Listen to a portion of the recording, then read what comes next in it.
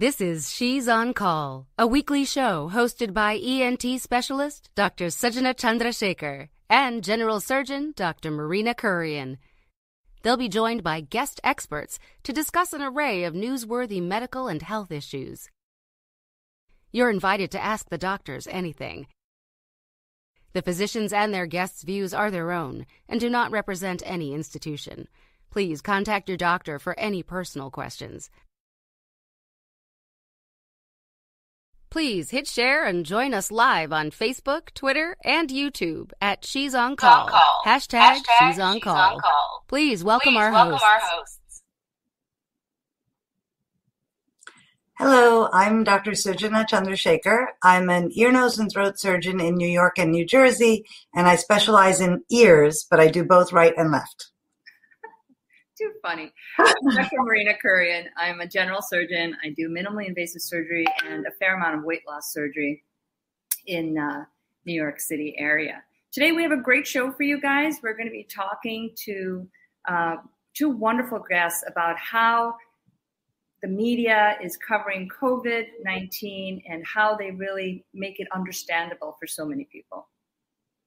Our guests today are Apurva Mandavilli, who is an award-winning science and medicine reporter for the New York Times, and Dr. Nina Shapiro, who is a pediatric ENT surgeon and a correspondent for Forbes on All Matters Medical. We're very excited to bring both Apurva and Nina on board. And if you guys are watching and you want to share this because of the topics that we're going to be talking about and how best to report health, although we try to do that too weekly, but we have experts. So you can retweet this or share on Facebook. We're on Twitter. We're on YouTube. And we're going to get started. You know, you guys all know who watch us regularly that we start off with a little bit of the news of the week. And this week has been just a spectacular week, I feel like. Well, you know, we coined the term shielding over here at the conclusion of the election in November. But, you know, as Indian American women, we have an extra pride in the inauguration of Vice President Kamala Harris nationally on Wednesday. This is a picture of Kamala Harris resplendent in purple, her husband holding the Bibles that she was holding, and Joe Biden, our president, next to him. And, you know, she hails, yes, she is African American, she is Jamaican American, she is Indian American, she is American, and she is married to a Jewish man, and she is a Baptist. So all of these things are true, and to me, she is an American for that. Her mother's family hails from a small village in Tamil Nadu, actually very close to where my in-law family hails from. And they celebrated immensely when she was nominated and then elected. And then as part of her inauguration events, people were asked to send in paper rangolis, which are usually rice flour paintings on the floor that Indian women make traditionally in front of their house. Kamala's name means lotus, and so you can see the lotus representations in front of houses in India and abroad, heralding her arrival to the executive branch of the United States. You know, I want to say that we just had a tweet on, yes, Biden is POTUS, and we have a lotus. Yes, we do. Right here, okay? VP is a lotus, so that's what's happening. All right, you guys, it's time to introduce our guests. We're so excited to have Apurva Mandavilli join us. And again, as Sujana said, she is an award-winning New York science reporter. As well, Dr. Nina Shapiro, who's a pediatric ENT surgeon and contributor for Forbes. And we're going to have a great chat with them, and we want to welcome them. Thank you guys for joining us. Thanks for having me. Great to be here. So, you know, we want to get right into it. It seems like science has re-entered the dialogue. So we know that science has been elevated in the current administration. We have scientists front and center, including, but not limited to, Dr. Anthony Fauci, Nina, maybe you can tell us, you as in your hat as a healthcare reporter, what does that mean? So it means a lot. It's really changing the way we think about how to write things, how to interpret things. It feels a little more pure that we can just give the information and know that the information is coming to us in a little more accurate sense. So it is such a good feeling. A lot of what I do in my writing is sort of busting myths. So I've spent a lot of time over the last year, and certainly over the last 4 years, sort of deciphering all the nonsense that we're hearing from the news, frankly. So it's a little bit of a change to just sort of spread the information as opposed to deciphering the falsehoods that we're hearing. So it's a little bit of a switch, which in a good way, of course. You know, it is the 1-year anniversary of the first lockdown that we saw in Wuhan, China, due to COVID-19. It's the 1-year anniversary since the first COVID-19 case was reported in the United States. And we've had, as far as we know, over 25 million cases in the U.S. So Apoorva, you didn't start reporting, in January 2020. You've been reporting on health and on medicine and science for a long time. Can you tell us about what these numbers mean? I haven't been reporting on infectious diseases actually for quite a while. So I used to write about HIV and TB many years ago. And for the last many years, I was leading a website on autism science. But when the pandemic hit, it was really an opportunity to cover the story of our lifetimes, and I couldn't pass that up. I think it's been very challenging to be a science journalist these last few months because the pace of information coming at us has been just fast and furious, and we don't get the usual time to really think about what a piece means. How does it fit into what we already know? It's not like when you get a press release with an embargo for a week later and you have plenty of time. Everything now is immediate, and that's really tough because all of the information, people are also tuned into that information so acutely that everything has a big impact. So we have to get it right and we have to get it fast. And those things are often not compatible. Yeah, that's true. Yeah. There's so many reporters that come in and out as new business, so it can be very confusing, especially with the embargoes being so short, as you said. I want to bring up one thing. That's we talked about. Science is back. Well, science is now elevated in this current administration to a cabinet post, and we have a slide of Dr. Eric Lander, a geneticist who will head the Office of Science and Technology, and he's a professor at MIT. But you two, Nina and Apoorva, I'm sorry to say, but you don't know this, but we're STI alums, and guess what? So is Eric Lander. All of us STIvies are like, yay! He's up in that office, so that's really fun. And he's joined by other doctors that are in genetics.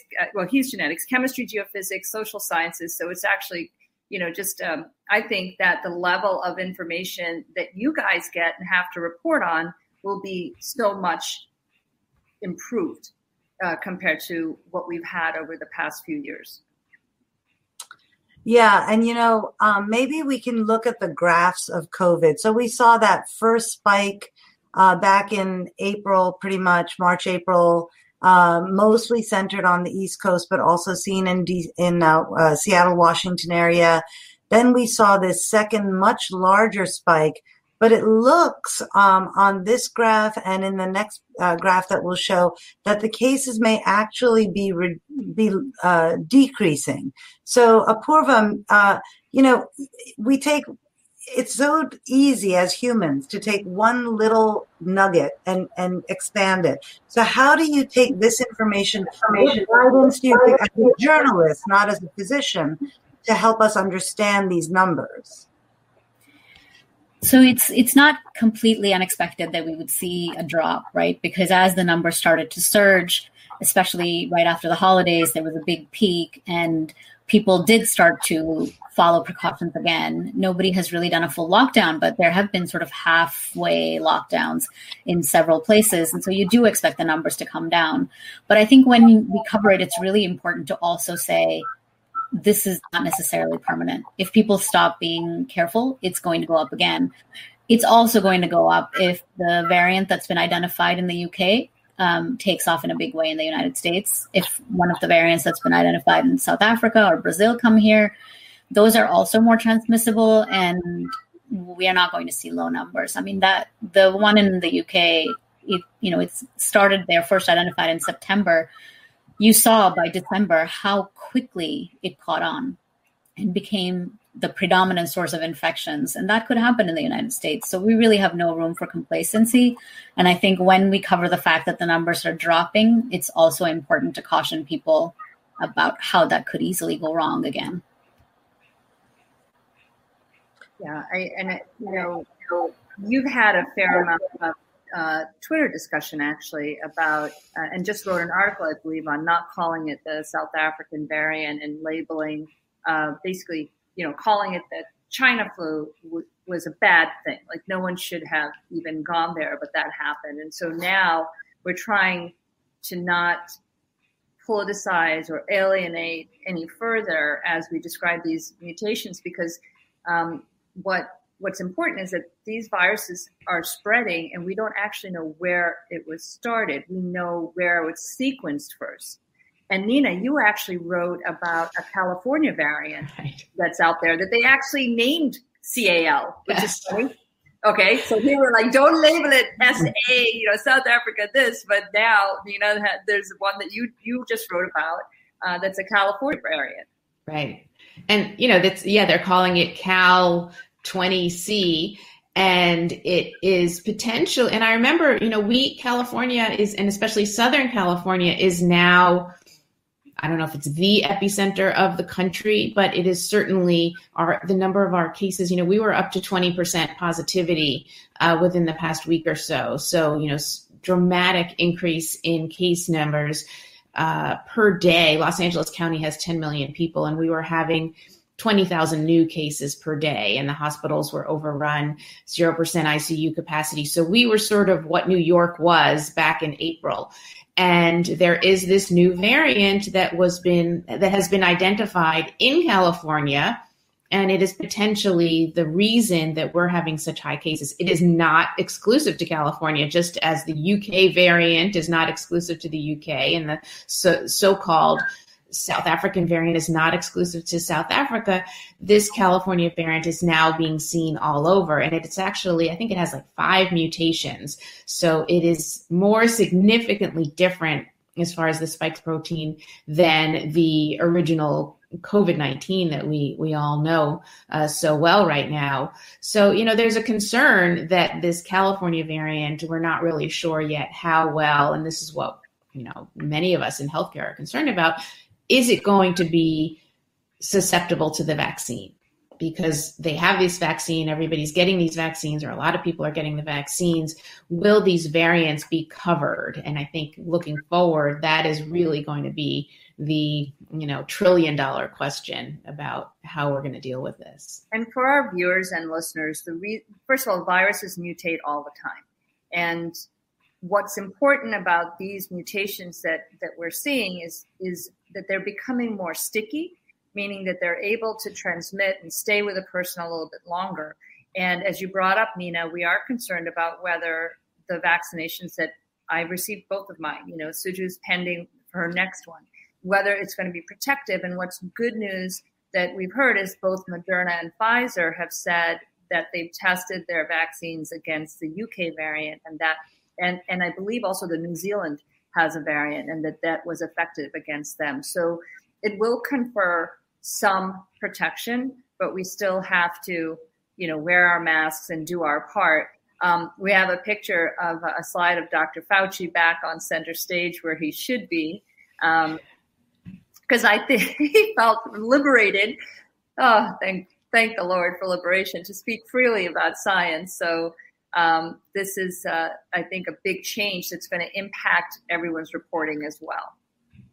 So, we're seeing different vaccine rates in the world. Like you're seeing that Israel has been very, very efficient at vaccinating much of its population. We can have a big political discussion, but we're a medical show. So Israel's been really successful. The rollout in the U.S. has been very difficult. I will tell you personally, I got my vaccine and will get my second one because I'm a healthcare provider. My aging mother-in-law, has had a bear of a time getting an appointment. It's been very, very confusing. Children, grandchildren have been going on the computer, typing away like it used to be to get Madonna tickets or something, right? So, or maybe Bruce Springsteen tickets or whoever tickets. And so it's hard. The rollout has been difficult here. We're also seeing that the rollout of vaccines is not necessarily going to the places hit hardest by the virus. Right. So, Apurva, maybe you can talk to us about that a little bit. We have a little map of Chicago that gives us an idea of the heaviest hit areas in red and dark red, and then the areas that are actually getting the vaccine in dark blue are actually the lightest affected areas, the more affluent areas. So, Apurva, perhaps you can talk to us about that. As you know, the people hit hardest by the pandemic are people from underrepresented communities, African Americans, Latinx community. And those are the people who cannot afford to just leave their job for, multiple hours during the day and go stand in line and get a vaccine.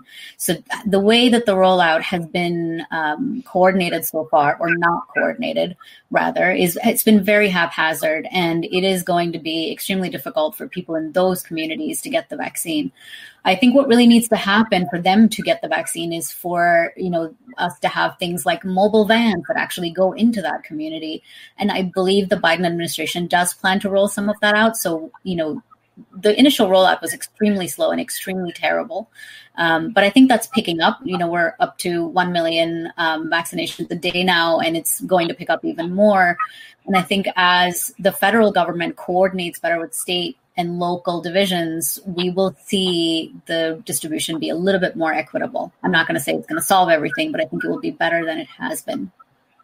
And that's it. We have a slide looking at the rates per country, if we can just pull that up, in terms of vaccination. And I think part of the issues are that who do you trust to get it? Like us, at both the institutions I am at, and Sujit can attest to that as well.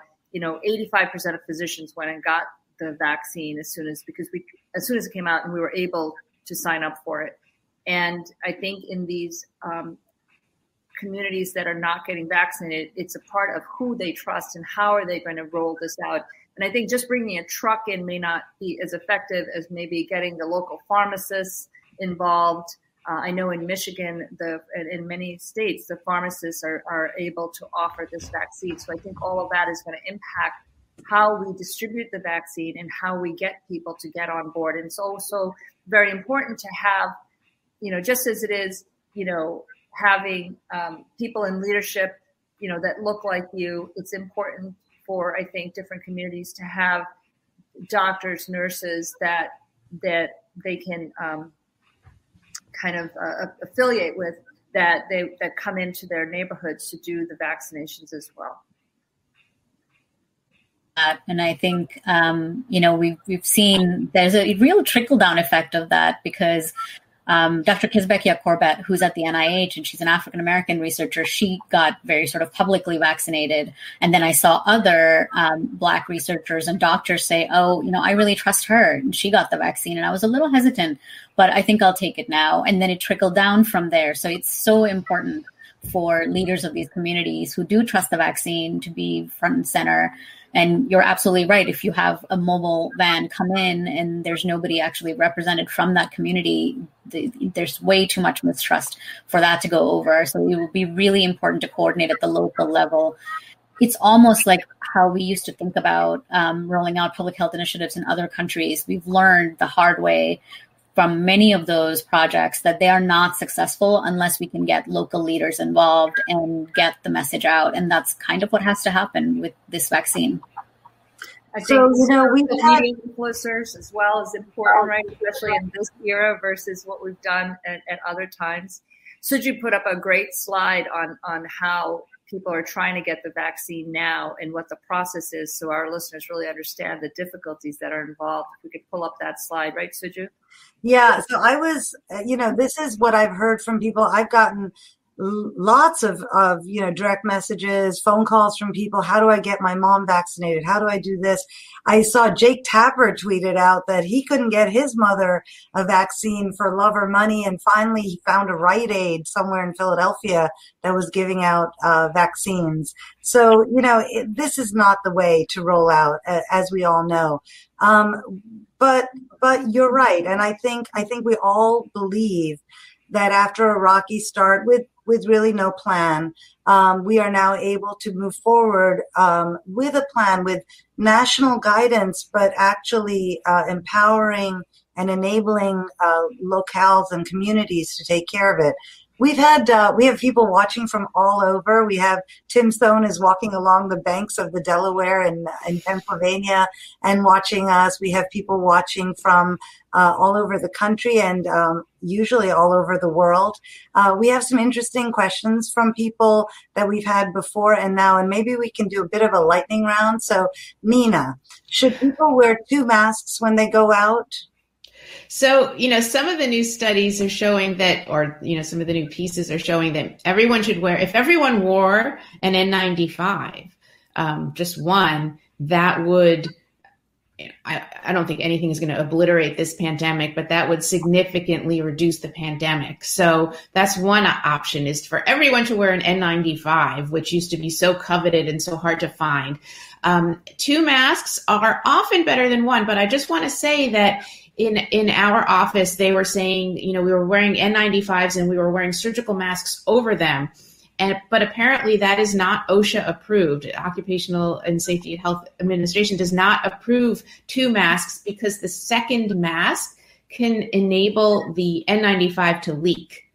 So there's a little bit of a dichotomy there, that the 2 masks are going to give you double protection, but will the second mask push the first mask away from your face, that you'll actually have more exposure from it? So I think if you're wearing a tightly fitted mask and it's fitting well, it should be fine. I think that there are not enough people wearing masks to begin with. So if we can get people to wear at least 1 mask, that would be wonderful. 2 can be better than 1, but I think it's not necessarily the case. That's interesting. My nose is so squashed at the end of a day. And these lines. These lines, the skin is gone. So I don't know. I don't think my second surgical mask is doing anything that other than making me feel happy, frankly. So back at the time of when we were doing surgeries and wore that second mask, we were also preserving our N95s, trying to make sure that, they lasted. So you'd put another surgical mask over it. Yeah, but they're brutal, the marks that are left. However, we have other questions, and I know that you could answer this just because of all the research you've done. Do you have to wear a mask after you've been vaccinated? Yes, you actually do, at least for the foreseeable future. And I know that people are really unhappy about this one. I've seen a lot of pushback. Why should I even bother to get vaccinated if I still have to wear a mask and do all the things I'm doing now? Well, you will be protected if you are vaccinated from getting sick. So I would hope that that's already enough reason to get vaccinated. But also by wearing a mask, you might protect other people from getting infected, because the vaccine will protect people from getting sick, but it will not necessarily prevent them from getting infected. So they might still have virus in their nose and breathe it out onto other people, even if they themselves never feel any symptoms. And so it is important, at least until we have a certain number of people vaccinated in this country, that we continue to wear masks, even if we've been immunized. I will say that there are some data coming in the next few weeks, which will tell us exactly how big that risk is. It's possible it's really minimal and we may not have to, but we don't know that yet. So for the time being, we should wear masks. This has been an incredible year of learning right? And how everyone is now a virologist. I'm sure you guys get this in the comment section after you write an article, which we'll get to later. But it is so much learning and sharing of information. And I'm so proud to be a physician and scientist, and because of the sharing that's occurred and how it has moved our world forward. This past year has been horrible for so many deaths, but in a sense, it has really elevated our sense of the world as one and what we can do all together. So I think, that's one bright spot. Nina, what's the right time to wait in between vaccinations? So for the two that we have currently, there's the Moderna and the Pfizer. So Pfizer is 21 days. It does not need to be exact. So if it's 22 days or 23 days, certainly at our hospital, they gave us a little bit of a window depending on our schedules. So, but it's about 3 weeks between the first and the second dose. And then for the Moderna, it's about 4 weeks. So that's the interval. And I think that those were the intervals that were studied. A lot of people are saying, well, they must be two different vaccines. Which one is better? I get a lot of that for the people that do have access to vaccines. Which one should I get? Like it's a a fashion decision. Should I get Gucci or Louis? Really get what you can get. They're close to identical, the two. They're not identical, but they're pretty close. So I really, say that just get whatever is available. So it's a 3-week interval or a 4-week interval. That's really it. We are estimating based on the data that about 7 to 14 days after the second dose of either, you are 95% likely to be immune. That is not 100%, but 95% for a vaccine is exceptional. And but really, again, as Apoorva was saying, it doesn't necessarily mean masks off and we're good to go and let's have that dinner party. We're not there yet. I don't think we're there anywhere in this country or in this world. Maybe in Israel. One of the points that people have asked me is if they got the Pfizer shot for their first shot, can they get the Moderna for their second? And the answer is no. If you're getting Pfizer the first time, please get Pfizer the second time, and same for Moderna. But people are asking, there are other vaccines that are not approved in the United States, but are certainly being approved and used elsewhere. Apoorva, can you tell us a bit about the Sputnik vaccine and the I think it's called Novavax, the one that's been used in India, the Oxford AstraZeneca one. Can you tell us a bit about what the research shows for that? So the ones that are really out there right now are the Pfizer, Moderna, but Oxford is the one that's being used in India. It's being produced locally by the Serum Institute, which is a very experienced vaccine maker. So I have high confidence in that one. There's also another vaccine that's been given an emergency authorization in India that's made by a local company, Bharat Biotech, except that we have not seen final data for that. We have not seen the phase 3, the big trial data for that. So it's a little bit weird that they have given it authorization. I don't think it's been used yet, but it's a little bit unusual to do that. There's also, as you mentioned, the Sputnik, which is the Russian vaccine, and then there's Sinovac, which is a Chinese one. Those are not as good as Pfizer and Moderna. Their protection is about 60%, 50% around there.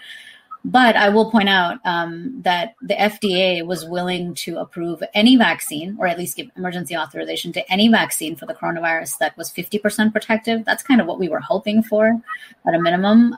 So 60% is not terrible either. AstraZeneca is also not super high, but Moderna and Pfizer are just amazingly good. So it seems like we should aim for that for everything, but we may not need that. I think these other vaccines will probably be good enough. I think the AstraZeneca Oxford one was around close to 90%, I thought, which is still better than like the flu. If you look at the flu vaccine and the way that virus mutates every year, when they look at what was around and they make these vaccines, it's still about 40 to 60% effective. So for 95% for this new mRNA vaccine, it's really spectacular. And I thought, though, that AstraZeneca was, maybe it was 85% to 90, which when you hear 95, you're like, woohoo, let's go there. Let's go get that. Well, they had a bit of a strange protocol. So the numbers from Oxford are a little hard to interpret directly because they had a sort of problem with their protocol. They ended up giving a half dose to some people, and then that seemed to work better. There's some confusion with that one, but I think it's good and it will do the job. So we have another question from Bhargavi that maybe we can address to Nina. Is there a difference between the KN95s and the N95s? And what if you order the N95s online? What's the reliability, let's say, of those? So when we were first sort of dug into this pandemic, N95s again was this coveted item, and in California, certainly in Southern California, N95s are not new because we live in fire country. So most homes have their sort of stash of N95s. The difference is we have that little valve. It's like a Passimir valve that we call it now like a COVID spit valve. So any masks, regardless of N95 or KN95 or fashion statements with those little vents or valves, that is great. It makes it really comfortable because when you breathe, it actually opens it up. So forget about those. Those really don't count. You might as well just be wearing a screen door. So early on, I have to say, Nina, early on in the pandemic, you posted a picture of yourself blowing out a candle through the N95 with that circle thing. And we actually showed it on the show, so thank you very much. And I'm like, oh my God, this video is worth 1,000 words because you were easily able to blow out, let's say, a birthday candle wearing something that's supposed to be sealing your aerosol in. So thank you for that.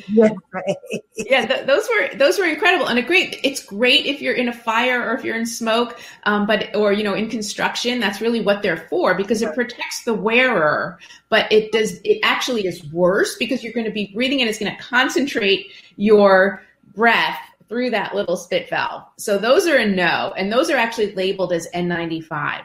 So those are out. N95s now are really the kind that we use in the hospitals, and oftentimes they're fit tested, meaning that we test to see which one creates the best seal. So that's what the N95s are. You can still now purchase them, and you just want to make sure that they're not leaking on the sides. The difference, a KN95, from what I understand, is it's not made in the United States, but it has similar. So the 95 is 95% protection, is similar protection as the N95s. I think they're manufactured in China, but they do give excellent protection for the wearer as well as for people around them. So those are fine. I don't think they can be fit tested though. And they tend to have the straps that go around the ears as opposed to behind the head. So there's sometimes a little bit of a gap. But I think that those are an excellent option. And again, people are not wearing masks as much as they should. So at this point, I know we're saying that N95s are the best or double masks, but just wear a mask. If we can get that done for I would say 30% of the population that's still not wearing masks at all, we'll be in much better shape.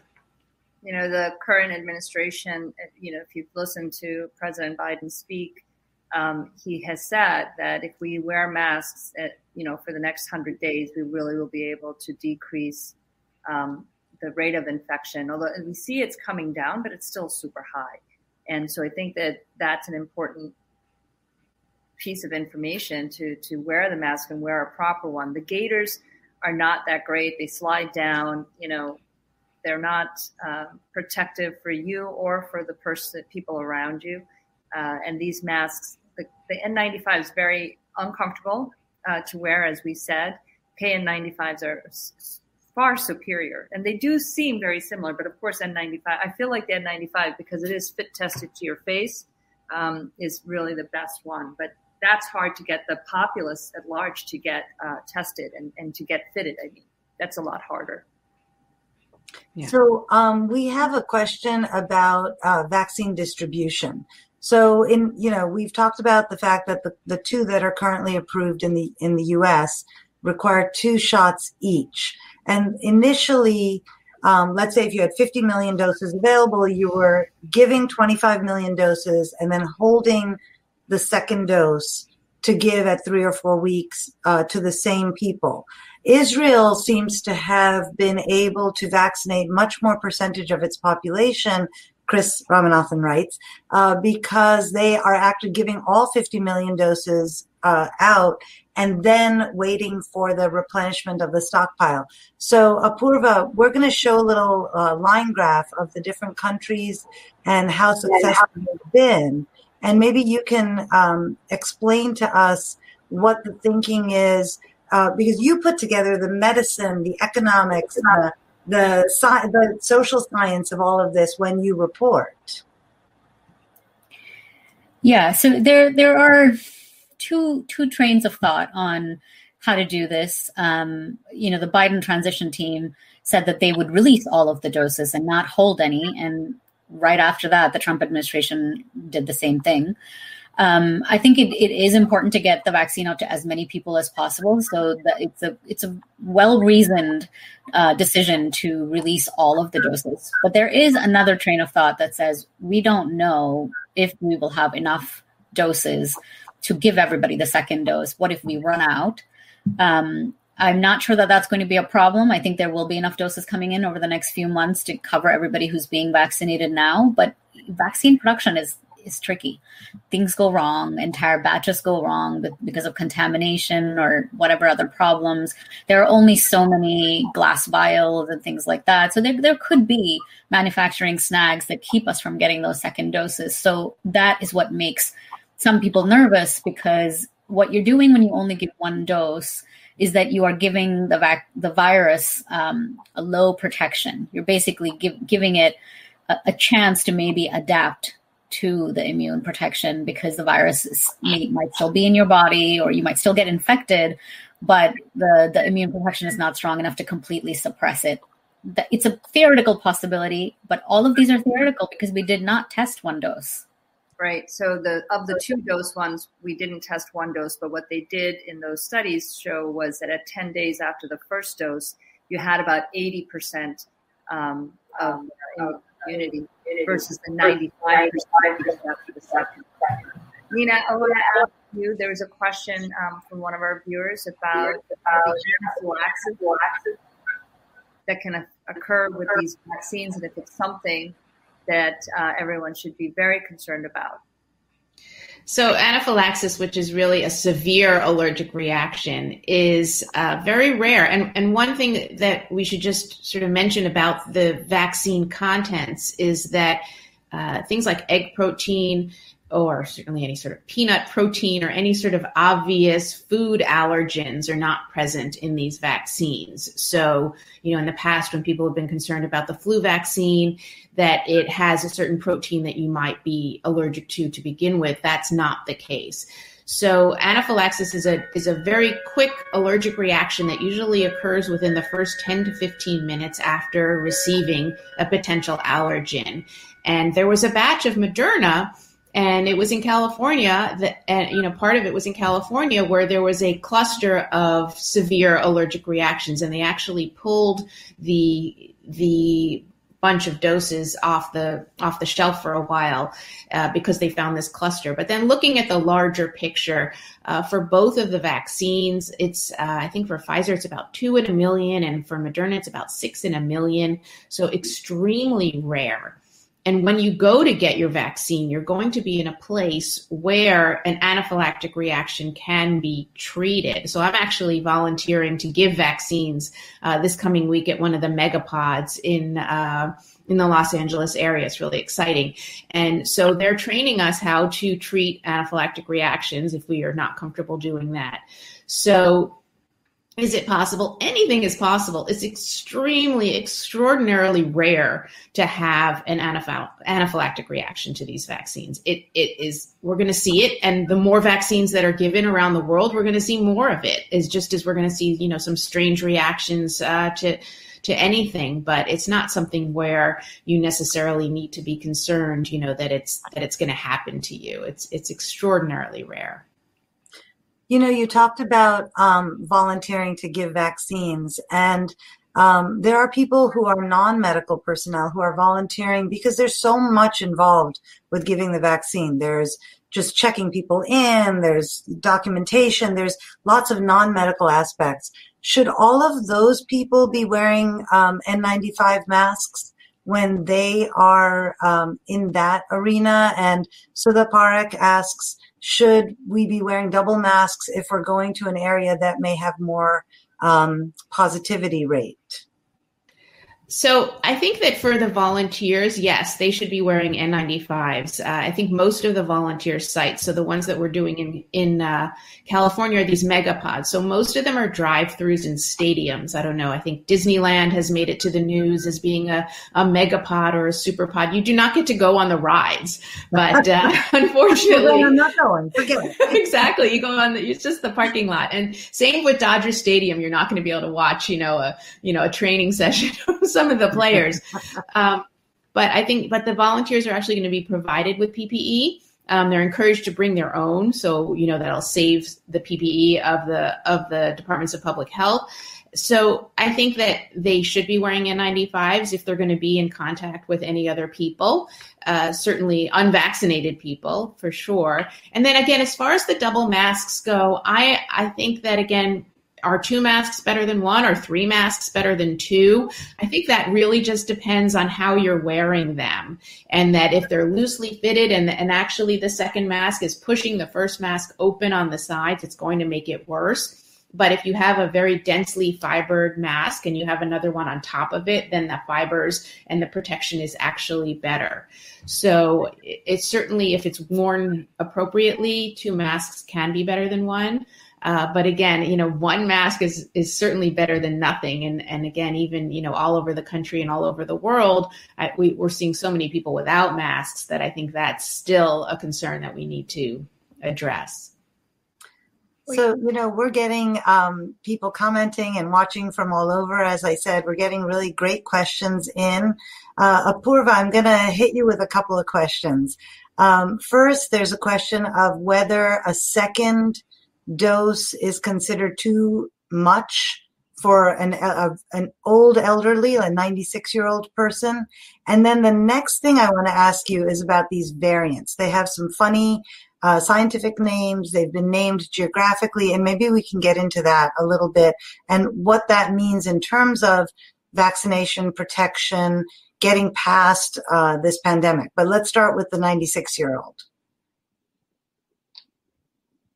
Question. The question. Oh, I've lost it. It's up there. Vasanthi Akuma wrote. Are you muted? Let's see. My mother-in-law is 96. Should she get the second dose? Will it be too strong for her? Yeah, so I don't want to tell Vasanthi what to do with her mother-in-law, but I will say that the second dose is important to make sure that the vaccine is strong and the protection lasts a really long time.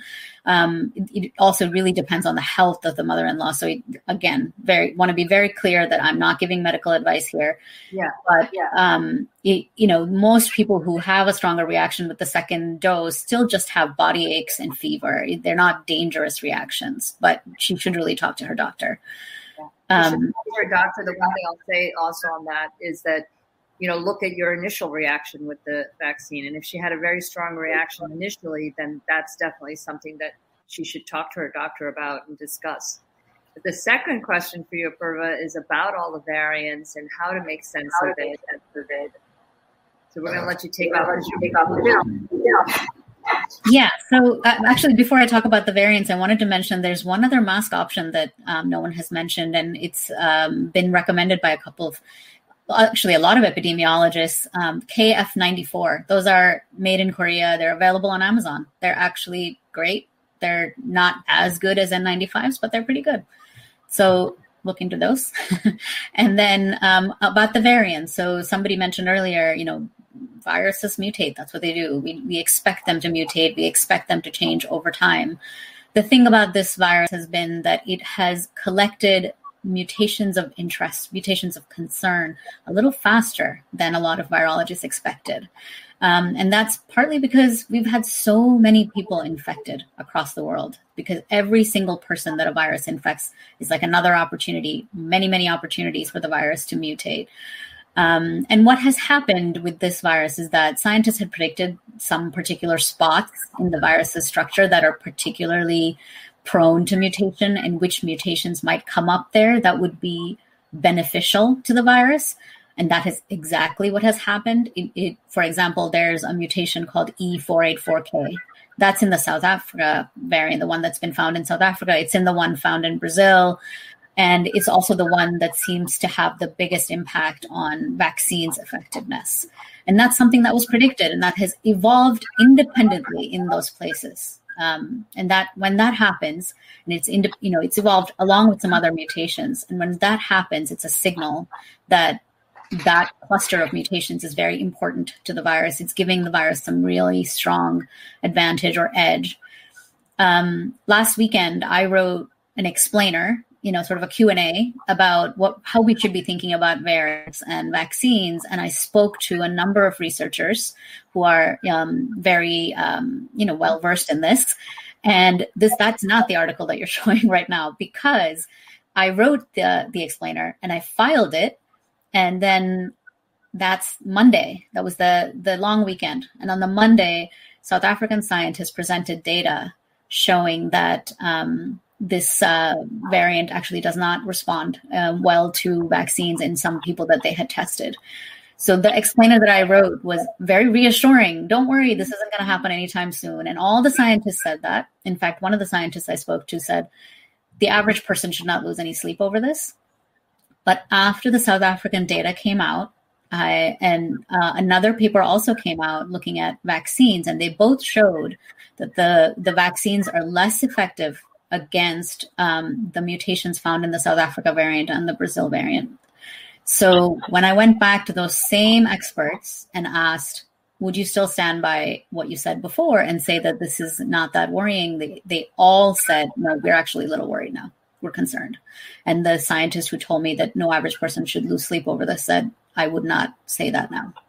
So I'm not trying to scare anybody. I think the vaccines will still work, but they will be less effective against some of these variants that are coming up. And what that really means is that we have to bring down the number of infections as fast as we can and vaccinate as many people as we can as fast as we can, because we need to give the virus fewer opportunities to mutate more. So I think that leads to this concept of herd immunity, right? So there's different ways of getting herd immunity, the herd of human beings. We can all get sick, which is a terrible way, or most of us get vaccinated. So Nina, I'm going to throw two questions at you. One is, what percentage of people really need to be vaccinated before we can think that we have some herd immunity and maybe take our masks down? And then there's a question from Miriam Berkeley asking, how often can she reuse her mask? At what point is it unreusable?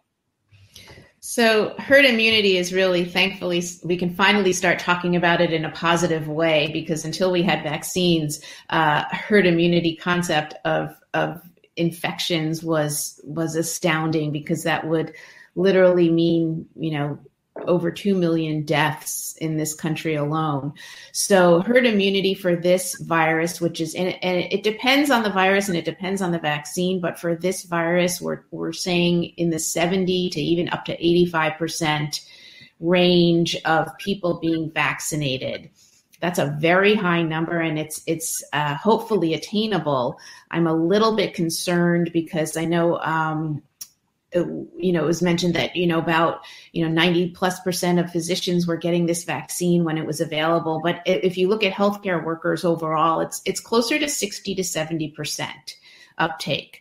So if the healthcare workers are concerned, that's concerning for the general population. But we do need about 70 to 85% of the population immunized, fully immunized, to hopefully attain herd immunity. So I think it's possible. It's going to take a lot of work. I think the 1 million immunizations a day is a lovely number, but it is much too low. We're at about 1 million per day now. We need to be closer to 2 million per day to get to herd immunity relatively quickly. Reusing a mask. So that's a great question. So when we, again, I think Marina mentioned this, when this first started, we were, holding this N95, and here was your N95, your one. Was it for a week? Was it for a month? Was it for this entire pandemic? So that's how we were using our N95s. We had a in-hospital system where we would put the N95 in a little paper bag, and it would get through this cleaning process, and we would reuse it when it came back through this special, I think, UV cleaning. It depends on the mask. So if it's a surgical mask, those tend to absorb moisture a little bit more, and they get kind of wet, almost like a paper towel. So those tend to be more of a one-time use if you're using it all day. If you're just running out to, say, like walk your dog, and you have a surgical mask and it's pretty clean, you can reuse it. So I think for those, it's really just a matter of feel. If it's feeling kind of sticky, throw it out. For the N95s, that also depends on how you're wearing it, how long you're wearing it. I think, for surgeons and most people in healthcare, I put my N95 on in my car before I get out of my car, and I toss it right before I get back in my car. So it's the entire day. I do not take it off for the entire time that I am physically at work. So that's a long time. So it gets kind of used. So it really depends on, and obviously if you have the cloth masks, I recommend laundering them and air drying them. And usually they last a pretty long time, but it really just depends on how long you're wearing it for and what you're doing. And, if it's getting kind of gross inside the mask, then you have to toss it. So I want to ask you guys, because we are running out of time. This hour has gone so quickly. A little bit about each of your journeys, how you got to where you are right now, what prompted you to consider this. I will tell you, I hated writing as a kid. Like, I could read books and write. I just hated writing. Just still, my writer's block is like immense. Now I've taken to dictating into my phone, and that makes it a little bit easier, but it's still so hard to write. So I'm impressed and so excited to have you guys come on, because while I'm never going to be a writer, maybe I'll be less blocky about it. So Apurva, let's start with you first. Well, I actually started out thinking I wanted to be a scientist, very common story among science journalists. And then I decided, no, I actually would much rather just write about it much faster and don't have to spend years in a lab to learn about something. I've actually written or edited copy for scientists most of my career. So it's been really fun to be at the Times and get to write for a very mainstream audience. But my scientific background helps me quite a bit because I get to eavesdrop on Twitter conversations between scientists and figure out where the stories are coming from. But it's also been, challenging, I will say, in this pandemic because everything is so fast. I'm a pretty fast reporter and writer, but even for me, it's been insane to have to write something very complicated. Like that piece I was just talking about, I had written the entire thing. And then I had to basically scrap it all to be less reassuring and do all new reporting and get it out there. So I don't think that there's anybody who really loves writing. And if they say that, they're either lying or I hate them. It's tough to do it. But I think being on deadline helps. If you don't have time, you kind of have to get it done. There's just no other choice. But when it's a longer story, I also have writer's block. In fact, I took a screenshot of my screen the other day because I hadn't even written a word, and I sent it to my editor and said, I've made a lot of progress today. There was like not one word on it. So, we all have writer's block, but a deadline, very helpful.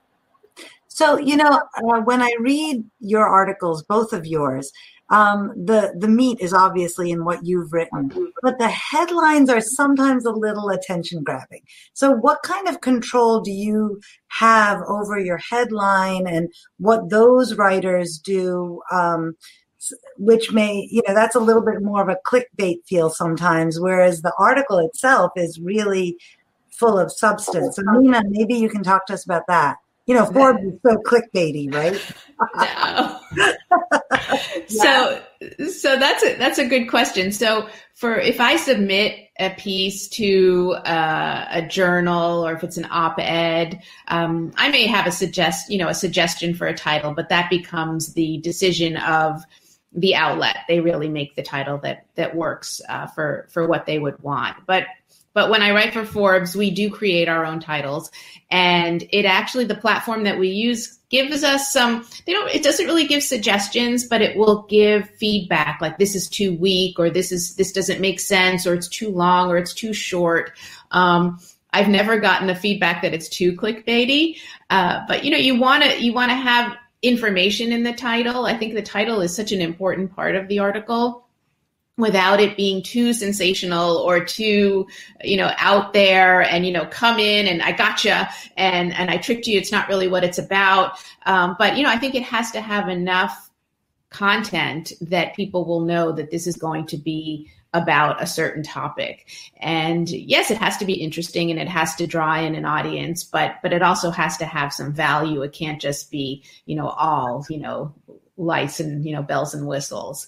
But it's a fun process to think of the title. Actually, that's one of my favorite parts of writing for Forbes is making a title that will work. It's a fun little process. Nancy Ross just wrote in that you guys are terrific guests, and I certainly, Marina and I echo that you've really presented us with a lot of information. Three of us, one of these things is not like the other. So three of us are surgeons. How did you find a second passion, Nina? Because there's so much passion in our first job. How did you find that passion to start writing and hone your craft in a way that is accessible? We tend to say centimeter instead of centimeter. We tend to use, multi-syllables when one syllable will do. So we tend to ask long-winded questions, apparently. So what was that journey for you?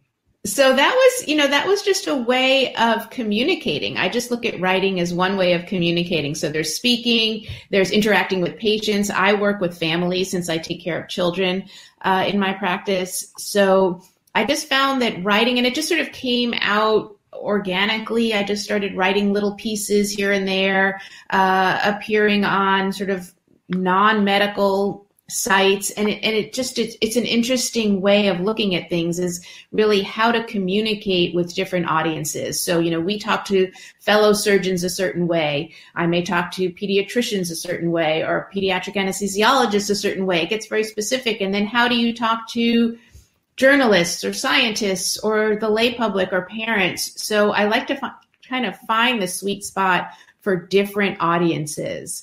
And that's how my writing came about. And a lot of it came from great questions from families, having nothing to do with ENT or pediatric ENT, not always even about health, but it sort of forces you to think about how you're going to answer a question.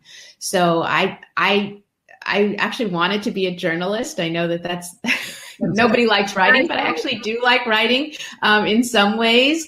So it's kind of, my second act, or, it's hard, I don't call it a second career, but it's just, I love it. I find it challenging and thankfully, there's always something to write about. Apurva, I want to jump to you just because we're running out of time as well. And both of you have likely experienced this, but especially you, Apurva, because the New York Times is so online. And you do also have a Twitter presence as well as Nina. But when you've written certain things, you've gotten trolled. It's hard to do when you see negative messages come through. Just quickly, if you could tell us how you handle that, because it's appalling at times. Yeah, it's been really kind of an education for me writing about COVID, because it really brings people to extremes, people who really hate lockdowns, or people who really think we should be on lockdown, or kids should go to school, kids shouldn't go to school. All of these things really trigger people in very strong ways. A year ago, I would have just batted against people when they were nasty. And I'm really learning that I'm not just speaking for myself.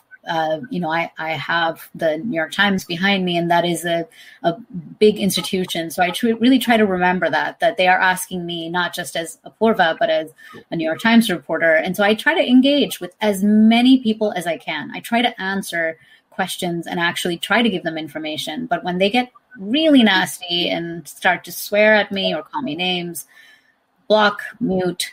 Every once in a while it gets to me, but for the most part, I just kind of take it in stride. I know that it's part of being a part of the New York Times brand.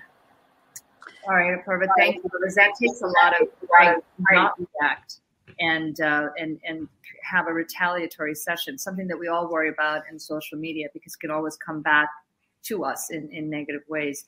I want to thank you both so much for joining us. Against Apoorva Mandavilli, who is a New York Times reporter, Dr. Nina Shapiro, pediatric ENT, and also health contributor for Forbes. Thank you guys both for joining us. We want to give a shout out to our team. These are our producers who make this happen. And then next week, Suji, you want to introduce what we're doing? Yeah, so next week we are not live, but we will be replaying our prior show from January 17th, which featured Lash Nolan and Alec Kalick, who are both medical students. It was a terrific show, and I hope if you missed it or if you caught it the first time, watch it again. And we will be back live on February 7th with a brand new show. See you then. Stay safe. Wear a mask.